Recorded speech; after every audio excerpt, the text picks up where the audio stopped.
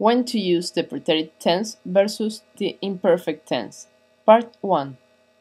When it comes to the topic of the conjugation of Spanish verbs, the Spanish preterit tense is another area which generally seems to befuddle students of the Spanish language.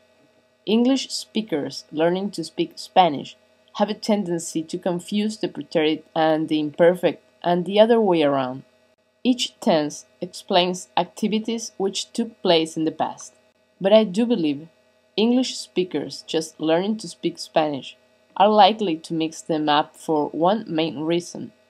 That's simply because in English we oftentimes use the same exact verb to describe an action that took place previously. However, in Spanish and some other Romance languages, in the same occasion, you can use both the preterit or the imperfect.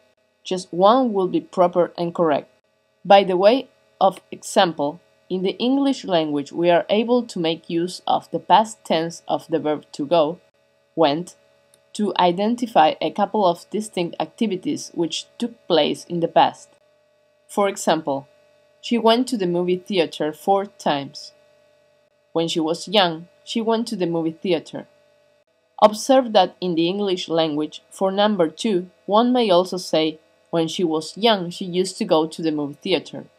Both phrases make use of the same verb went to illustrate the activity that happened in the past.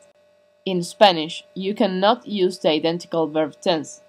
In the very first phrase, you should make use of the preterit of ir, fue, and the imperfect verb tense, iba, in the second phrase. But for right now, imagine the imperfect as an action word tense helpful to describe how things used to be, and or to illustrate an activity which was constant or even habitual during the past. Do you want to discover how to speak Spanish fluently? If you want to speak Spanish fluently, then you must master conjugating Spanish verbs. With the Verburator, conjugating Spanish verbs is as easy as 1, 2, 3. Visit Verburator.com and get your free demo of the Verburator.